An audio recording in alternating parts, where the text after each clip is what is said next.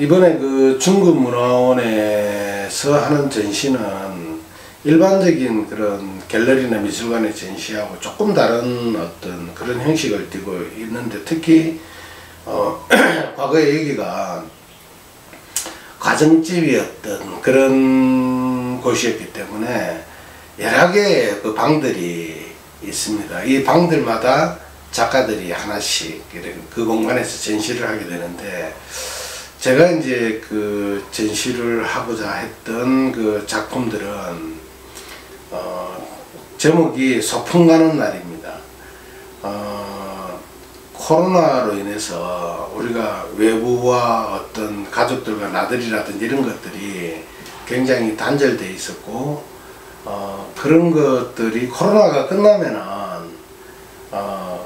지금까지 갇혀 있었던 그런 보상으로 어딘가 좀 나갔으면 좋겠다, 그런 것들을 상상하면서 구성했던 그런 작품들입니다. 강아지는 이제 그 우리들이라고 생각하고 사람들이라고 생각하고, 원래 우리가 살았던 그 곳에서 지금 살고 있는 그런 환경이 과거에 어떤 코로나가 없었을 때의 상황하고 전혀 다르지 않습니까? 그래서 이제 그런 어떤 그 원래 살았던 어떤 테두리랄까 바운다리랄까 그런 데서 그 코로나가 없는 그런 곳으로 가고자 하는 그런 욕구를 표현한 거죠. 그래서 이제 그런 시기가 왔을 때 그 행복감을 강아지 엄마 아빠 또 애기 강아지 새끼가 있는데, 거기 보면은 작은 이런 동글동글한 그런 열매 같은 게 몸에서 이렇게 막 나오는데, 그게 그 강아지가 행복하다는 그런 의미에서 기분이 좋을 때 그런 뿅뿅뿅뿅 하는 이런 것들이 나타난다는 것을 표현한 겁니다. 네, 그게 코로나를 저는 표현한 거죠. 코로나를 그 안에 불들어 있는 것들이 그것을 떠나오는 어떤 상황을 만든 겁니다. 코로나를 떠나가는. 예, 코로나를 떠나서 이제 없는 세상, 그런 것들을 표현합니다. 저는 이제 금속공예로 그 어떤 현재의 어떤 조금 비판적인 그런 상황을 작품으로 하기도 하고, 또 어떤 스토리를 갖고 제가 스토리텔링에서 작업하기도 하고, 또 많이 하는 게 커뮤니티 아트라고 동네 사람들하고 함께 작업해서 만드는 거, 이런 것들을 주로 많이 하고 있습니다. 이제 뭐 대표적으로 감천문화마을 같은 경우를 이제 2009년도부터 얼마 전까지 매년 뭐 이렇게 작업을 하고 있고, 올해는 한 8,000 몇백 개의 등으로 감천 그 등 달기 그런 어떤 행사로 8,000 몇백 명이 각자가 그린 것들을 마을에 설치하기도 하고, 그래서 우리 스스로 위로를 하는 그런 그 뭐 퍼포먼스랄까 그런 것을 뭐 감천에서도 하지만은 일본과 중국 이런 곳에서도 지속적으로 하고 있습니다. 제 작품은 이제 감천에 주로 이제 물고기, 나무로 된 물고기 작품들. 그 물고기도 개개인의 자기 자신을 이야기하는 거고, 그런 것들이 모여서 거대한 어떤 공동체를 이루고, 또 그 공동체에서 또 자기가 또 떠나고 싶은 곳으로, 물고기는 마을 안이 수족관이라는 개념으로 만든 것이고, 그 작품도 작품이지만은 이제 마을을 전체 그런 것을 기획하고 또 작가들하고 그런 프로그램을 진행하는 것들을 했습니다. 사실 그 감천은 다른 지역에 비해서 굉장히 환경도 열악하고 또 좀 척박한 어떤 그런 그 시대, 한국 전쟁이 끝나던 그런 시점에 1958년도에 그 마을이 생성이 된 거예요.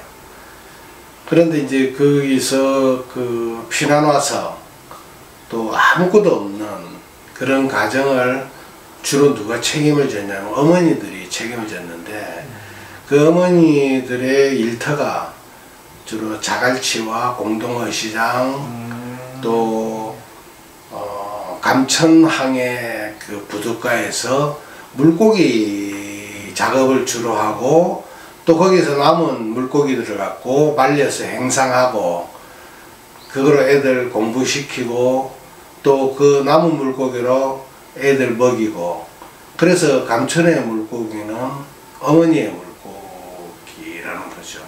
그래서 초기에 그 물고기를 만들었던 재료들은 전부 다 고기 상자를 뜯어서 주민들하고 같이 만들었는데, 그게 이제 너무 그 오래 가지 못하고 이러니까는 요즘은 이제 조금 좋은 나무로 쓰지만 처음에는 고기 상자를 뜯어서 주민들하고 같이 만들었습니다.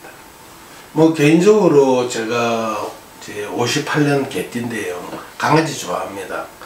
그리고 이제 저도 뭐 어떤 그 소재를 택할 때는 이제 나름대로 상징적인 의미를 거기 부여하기도 하죠. 근데 이제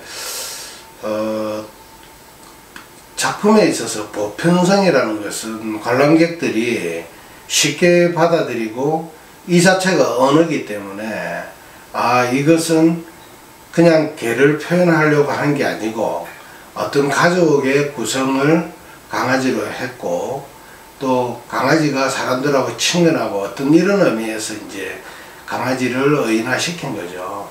근데 이제 그 감정 표현에 있어서 우리가 친숙한 동물들 중에서 가장 그런 표현력이 좋은 동물 중에 하나가 강아지라고 생각해서 이제 강아지를 선택하게 됐고, 거기에서 그 강아지가 갖고 있는 그 독특한 그 파란색은 어떤 그 꿈 같은 그런 그 새로운 어떤 곳을 찾아서 가야 되겠다라는 그런 어떤 상징적인 의미를 색으로 좀 표현한 것도 있습니다. 2층에 있는 그 동물들의 어떤 그런 작품들은 제목이 선사시대입니다. 오래전, 한 10,000년 전에 중국 북부에 있는 그 링시아라는 지역의 그 암석화죠. 암석화인데 그 바위에 그 구석기 시대 때 사람들이 깨알처럼 점으로 쪼아서 그렸던 그런 작품들을 제가 이제 금속으로 다시 표현을 했는데, 대부분의 그림들은 주로 그 사냥에 대한 이야기도 있고, 또 동물을 좀 숭배한다는 느낌의 그런 동물들의 형태들이 좀 많습니다. 예를 들어서 사슴 같은 경우에 굉장히 그 사실적이면서 아름답게 표현하고 그랬는데, 그때 시기가 이제 그 인간이 동물을 가축화시켰던 그런 그 초입의 시기였기 때문에 동물을 가축화시키기도 하고, 또 때로는 또 그것을 사냥의 대상이 되기도 했던 그런 이야기들을 재구성해서 간단하게 판화처럼 조금 이제 저것은 한 개의 작품만 있는 게 아니고 에디션이 조금 있는 작품들입니다. 그래서 이제 그것을 갖고 어떤 장식적인 요소로 만든 그런 작품들입니다. 우선 개인적으로는 그 블루는 자연에 없는 유일한 색이기도 합니다. 예를 들어서 우리가 먹는 뭐 채소, 과일, 먹는 데는 없는 그 유일한 색이 저는 이제 그 파란색이라고 생각하는데, 그런 파란색이 어떤 공간에 갔을 때 굉장히 특별한 어떤 느낌으로 줄 수도 있고, 저 나름대로 어떤 생명의 상징적인 어떤 그런 어떤 색이라고 생각해서 조금 금속성 그런 느낌과 함께 그 파란색을 만들었습니다. 제가 이제 1년에 한 3분의 2는 작업장에서 이제 주로 작업하고, 또 3분의 1은 뭐 외국에 나가서 작업하기도 하고. 그런데 이제 코로나로 인해서 탁 갇혀 있으니까는 굉장히 그 심리적으로 답답하기도 하고, 그런 어떤 그 습관적인 어떤 역마살이랄까 이런 것들이 해소가 안 되니까 굉장히 힘들었어요. 그러고 누구하고 그 소통하려면 주로 작가들은 이제 전시회를 하면서 많이 소통을 하는데, 그런 기회도 사실은 뭐 전시장을 문 열어놓고 2달 동안 설치를 해놓고 2달 동안 문 닫아놓고 있었던 적도 있고, 하여튼 코로나로 인해서 굉장히 좀 불편했던 그런 것들이 있었지만은, 그게 이제 어느 순간에 편한 거예요. 그냥 작업장에서 작업만 계속 할 수 있다는 거고. 그래서 요즘 이제 어디 또 새롭게 떠난다는 게 또 두려울 수도 있겠다는 이런 생각도 들고, 그래서 어쨌든 모두가 이 상황에서 계속 머물러 있고 싶은 사람들은 아무도 없을 거예요. 근데 빨리 이게 끝났으면 좋겠다. 그러면은 작가가 매일 작업만 하는 건 아니잖아요. 때로는 작품 발표도 하고, 또 아니면은 또 여행도 좀 다니면서 머리도 좀 식히고 그래야 되는 게 작가인데,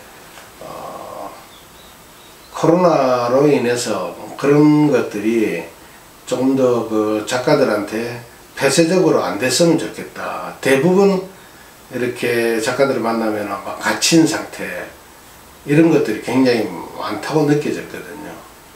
그래서 하루빨리 끝났으면 좋겠다 이런 생각하고 있습니다. 저는 그 이제 공간에 대해서 조금 이야기해도 되겠습니다. 예. 사실 그 이제 이 문화원이라는 거는 그 지역의 어떤 문화 거점으로서의 굉장히 중요한 그런 곳인데, 다른 문화원은 보면은 뭐 어떤 건물 한쪽에 공간을 갖고 있든지, 아니면은 뭐 조금 그 현대화된 그런 공간에 주로 있는데, 여기는 가정집 구조이기 때문에 사람들한테 굉장히 익숙하지 않은 전시 공간일 수도 있으면서도 한편으로는 들어오면 굉장히 마음이 편안하더라고요, 이 공간이. 그래서 이 지역에 사는 특히 그 중구에 계신 분들이 이 공간을 잘 활용해서 공동체의 어떤 그런 중심 역할이 됐으면 좋겠다, 그런 바람이 있습니다.